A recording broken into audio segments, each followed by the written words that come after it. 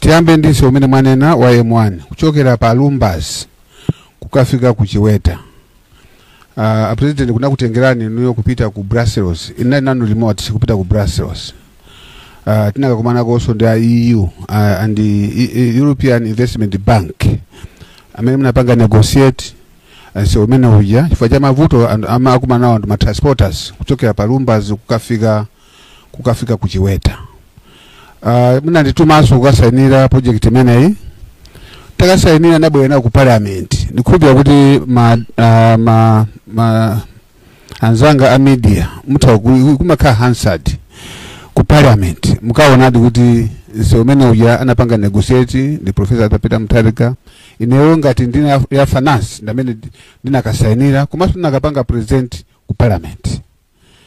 Pali so umwewo kuchokera pa Crossroads kupita pa Lumbas. Bwana kuna kupita pa Lumbas, yes. Yeah. So umene bwana munakapita titapita ku China. Ku China Africa. Munakapanga so negotiate. So umene ucha. And it was under China aid. Ineso ndamene ndinakasainira. Zilipo marecord alipo kuti munapanga ndino president atu Professor Peter Mutharika.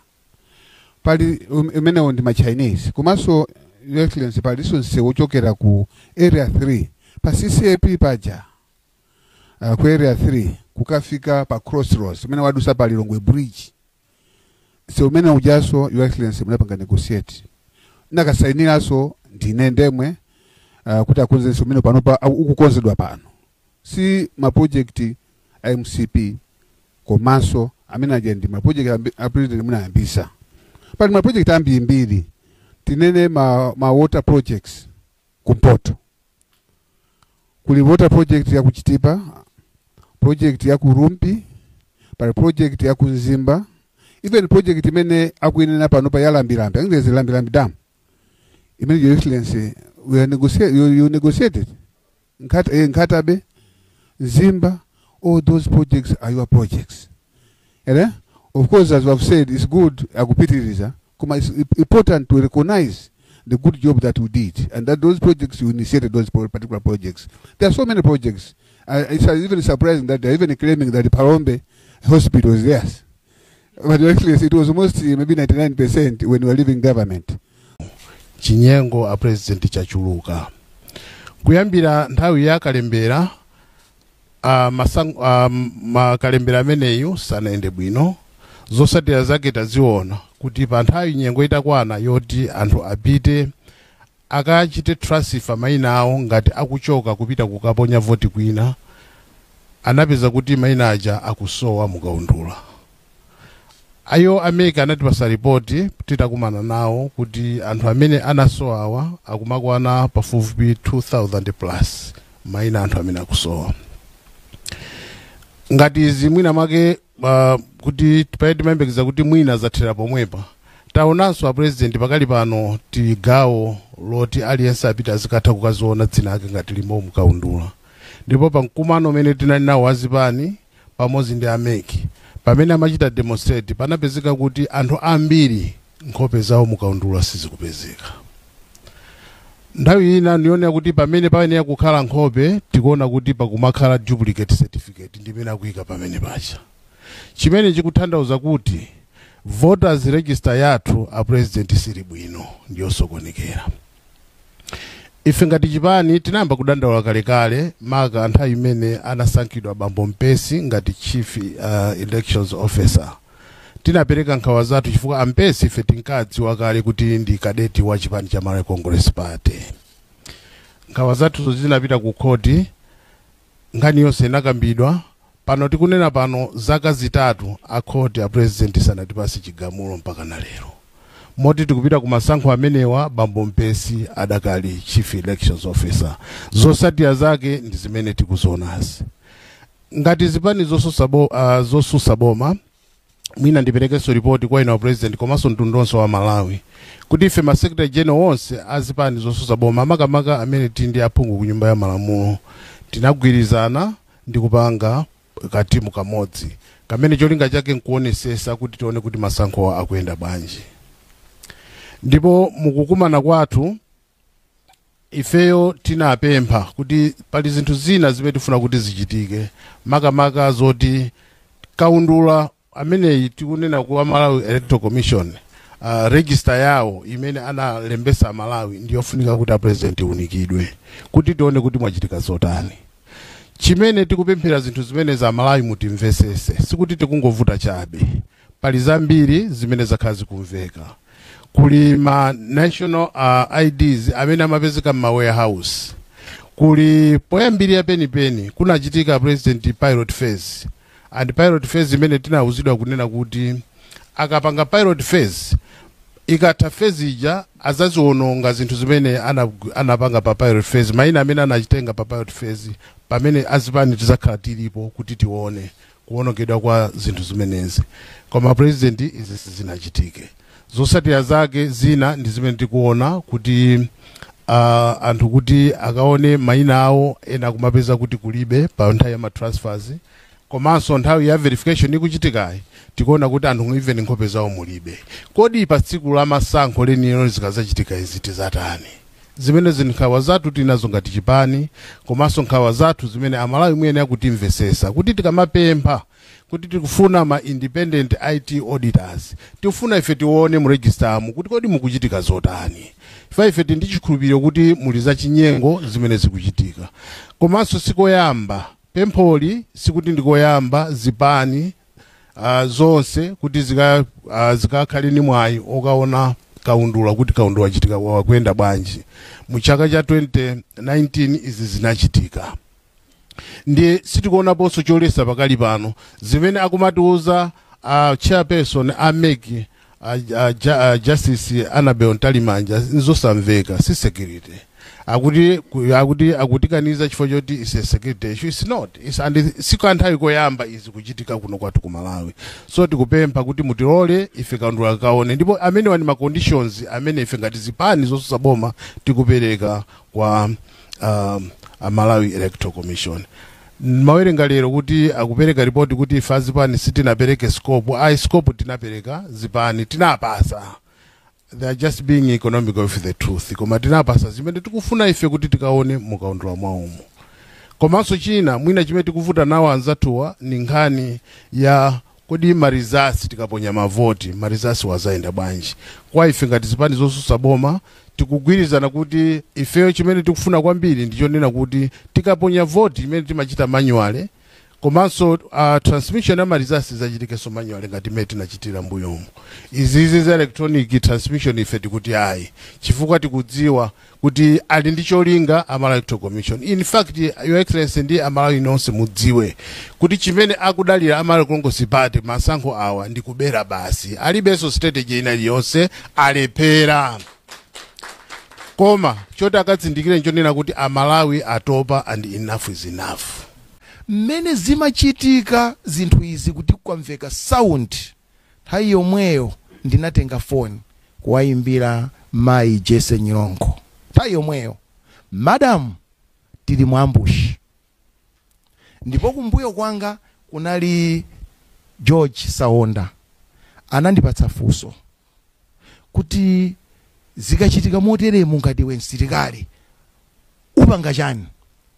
Namuza kuti ndauza kale anyamata zochita, chifukwa nthawi imene futi inalira konivo yonse inayima, ndipo itayima ndinauza anyamatawo zochita ngati titakumana zinthu izi inu musapange izi zimene zoti zinazo siningalankhule chifukwa ndi zathu za usilikali mmene mmachitira mukakumana ndi ataki ndi siningazike pa air. Koma ngati wa polisi atafuna kuti adziwe kuti chidachitika no ndi chiyani futi italira, ndi akuyenera kundifunsa kuti ndi alongozolere. Zitachitika motero momwe ananena vice president, ine nanena kuti okay fine, mmene zakhaliramu tiyeni tinyamuke tidzipita ku Lilongwe. Ndipo VP ananena kuti no, tipite pa police. Nati no, tikapanga ripoti ku Lilongwe, tisapange ripoti apa. Ifo tikapanga ripoti apa tiyambanaso ndi anzatuwa. VP anati no, tipange ripoti pomwepo patichitikira zinthupo.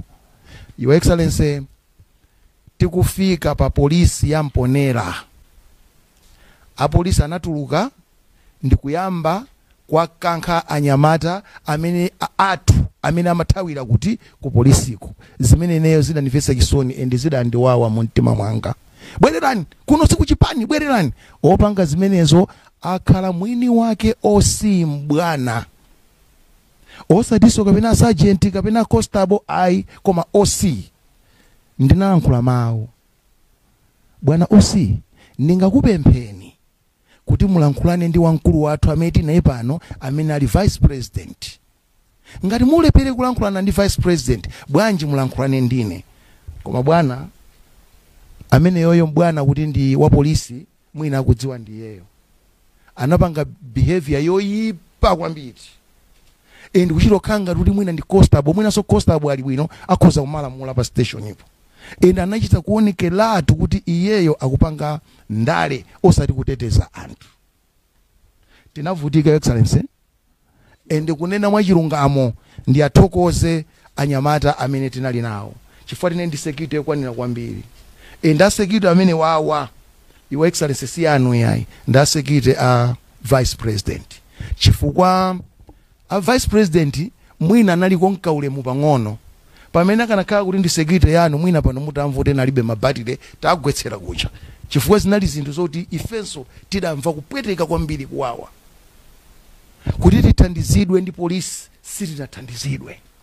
Sindikupanga blame kuti headquarters sina ndikuti ndinayankhula nawo bwinobwino kumvetsetsana, koma osiwa apa pa Mponera ndi amene anapangitsa nkhondo yonseyi.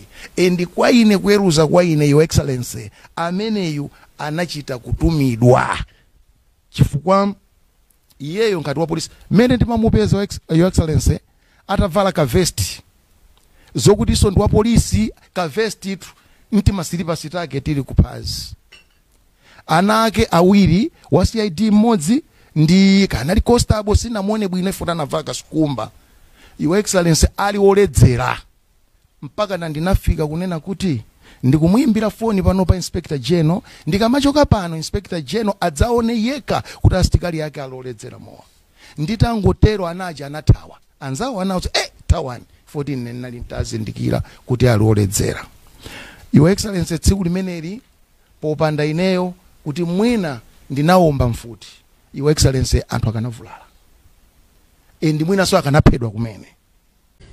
Mu 2020 pamene DPP machoka mboma, public debt kapena ndalama zomwe boma linabwereka inali 4.1 trillion. Figure imene is cumulative. Kuyambira pamene boma la Malawi linakhululukidwa ngongoli timati HIPIC, ngati kumbukira kunali HIPIC nthawi ya Professor Bingwa Mutharika tinakhululukidwa ndalama. Kunasala ndalama kunasala kulibe ngongoli naliyonse. Koma kuyambira pamene mpaka kwafika 2020 ngongoli inalipo 4.1 trillion yoka. Kwa zaka zambiri inafika pa 4.1 trillion. Koma pano mene tikukamba public debt ili pafupi 17 trillion. Komanso tikumva kuti imene yo ndi apa pepala, koma tikati akuti tionkhese zonse tikumva kuti ndithu yandikira ngakhale 20 trillion.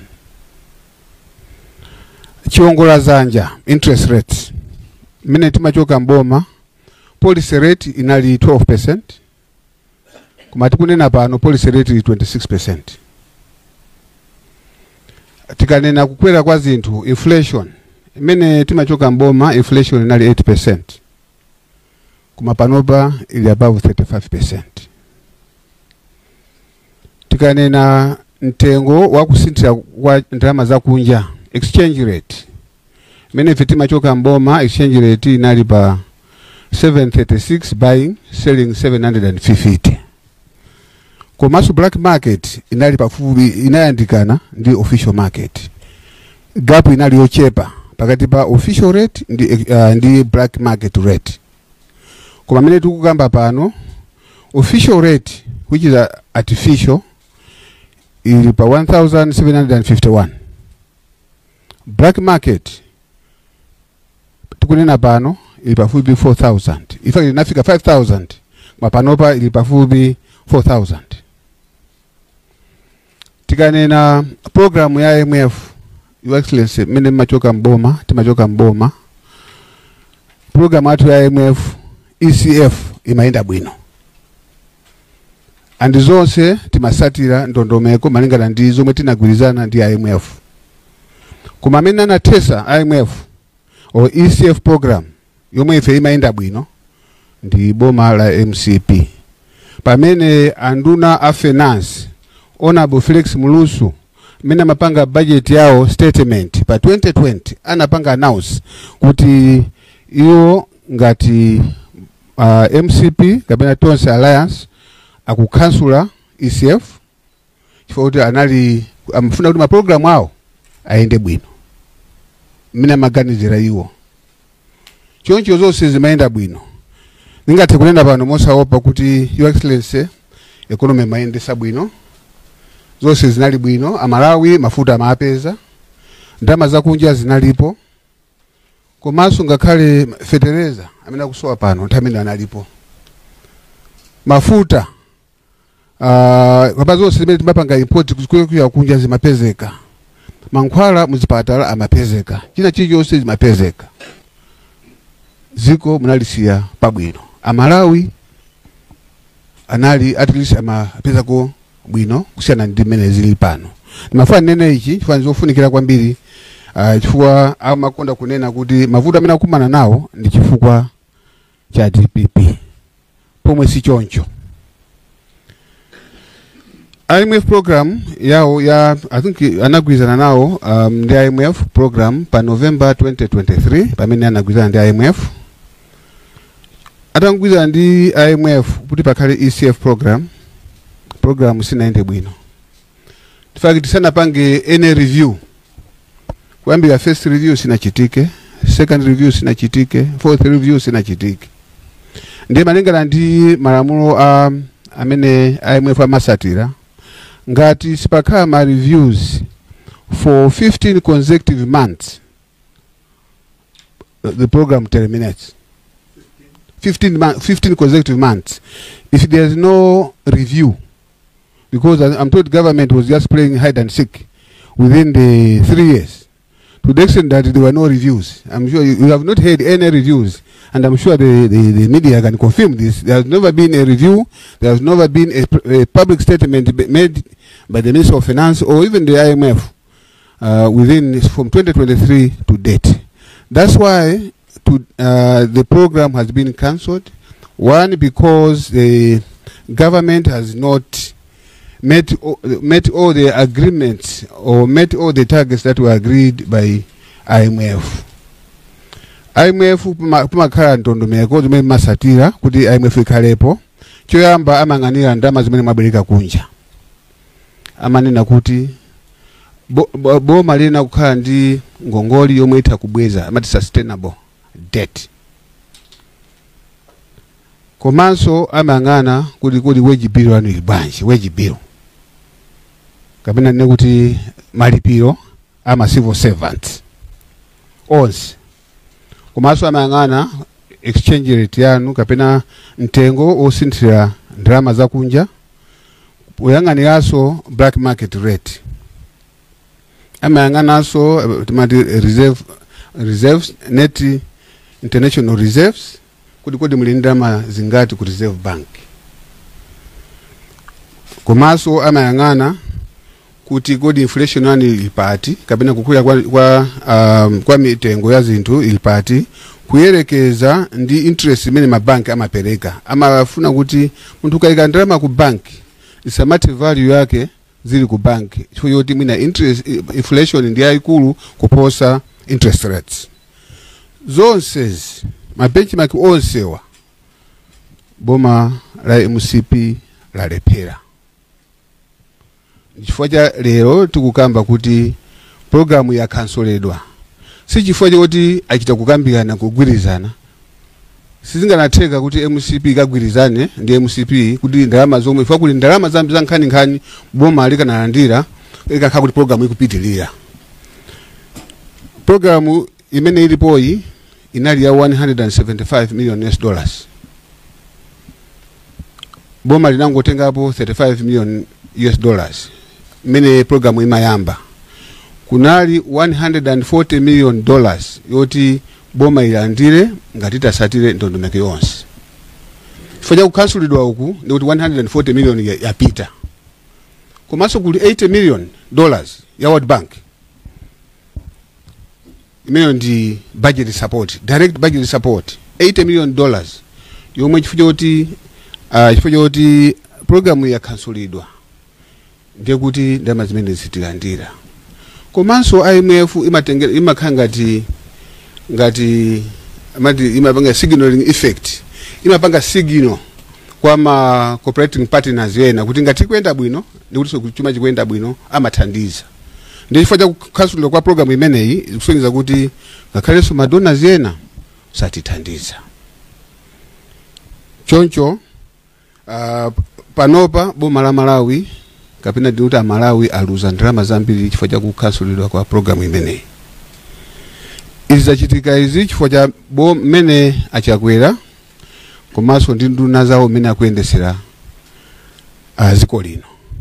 Tonse tikuziwa kuti nkhani ya public debt takati kumayikamba chifukwa kuti panopa yafika pafupi 17 trillion. Izi zachitika chifukwa choyamba chifukwa cha excess travel. President atu akuyenda kunja ngakhale Malawi momwe muno pa ulendo oti enawo akanatha kupita mwina ndi nduna kapena so wina director yemwe akanatha kupita iwo akumapita pina paliponse potero akononga ndalama za ku Malawi. Nthawi yonse nkhale tikakhala ku parliament anzanga atha kugwirizana nafe nduna sizimapezeka zambiri zimakhala kuti zili kunja. Tikatero ndiye kuti ndalama zakunja zikupita. Komanso tione ku civil service panopa kuli magalimoto anyuwani amene agulidwa ngakhale kuti ziko lilibe foreign exchange koma pafupi ene department ene minister ngakhale ku state house kuli magalimoto anyuwani okhaokha amene akonongaso ndalama zakunja. Komanso alephera mungananena kale nkhani ya mtengo wa ujeni, mtengo wa exchange rate panopa mungananena black market ili pa almost 4,000 pomwe official rate. Chifukwa cha ichi anthu amene ali kunja those that are in diaspora, they are not sending money to Malawi through the bank because they cannot get the rate of 1,751 when they can get 4,000. So the money is not coming. And secondly, those that are exporting, all those that are exporting outside the country, they are also reluctant to do so because when the proceeds come, they are going to be exchanged at 1,751. And yet for them to import their raw materials, they are using the black market rate. Meaning that it is very expensive to the manufacturers. And because of the failure to manage the black market rate, that's why the banks cannot have foreign exchange. And I can also ask even the people that are seated here, if you had $1,000, today, would you go to the bank and sell at 1,751 when you could get 4,000? Literally no. So I was surprised that one of the ministers actually, I met him at the city center because I think he had traveled, he had some excess dollars. He went to black market rate. That's because he was looking for the black market rate. So that's the reason why we don't have foreign exchange. Komanso panopa tikuvutika chifukwa cha nkhani ya devaluation. Panali ma devaluation awiri amene apweteka Malawi kunali 25%. Komanso panali 44%. Imene zapangisa kuti public debt ikwere kweli foreign debt. Komanso zapangisa kuti Malawi avutike chifukwa cha mitengo kukwera. Komanso ndalama zambiri zikuonongeka, taxpayers money zikuonongeka chifukwa cha one corruption, komanso fake or dubious contracts that we are aware. Tamvapo kuti ndalama zapita ku butchery, tamvapo ndalama zapita ku Romania, tamvapo kuti kuli contract ya smallholder fertilizer revolving fund yokhuza fertilizer ma contract zonsezi zikupezeka kuti tikuononga nazo ndalama za kumalawi kunoko. Komanso tikumva kuti ma project ambiri akumapangidwa inflate. Your Excellency, mkukumbukira kuti project ya Nsanje Malaka inali pa $48 million. 48 billion Malawi kwacha. Koma tikumva kuti panopa project yafika almost 120 billion. Akuti mtengo meneo amaika moso ndalama zoti zizipita kwa anthu kapena kuchipani. Tipite ku 6 lane kulilongwe. Nsewochokera ku parliament kupita ku Old Town. Panopa iye nitekwake wakwera muna 3 times 5 times chifukwa choti cha izi. So izi zikupangisaso kuti expenditure ikhale yokwera. Mundilole sopano ndipite zosatika zomwe zichitike chifukwa cha kukhansula kwa IMF program. 1, tiyembekeze kuti ngati Malawi sitikhala ndi foreign exchange yokwanira. Ngati sikhala ndi foreign exchange yokwanira, tiyembekeze kuti 1 kwacha ikhale kumagwabe devaluation. 3, ngati ndama zomwe katanenga sizifika zomwe sizibweradi, tiyembekeze kuti zinthu zimene timaziyembekeza zikumavuta ngati mafuta agalimoto. Komanso ngati mankhwala mzipatala. Komanso makampani amaitanisa ma raw materials kunja, tiyembekeze kuti zimenezi zikhala zovuta. Tiyembekeze kuti chiongola zanja kaba ma interest rates akaukwera.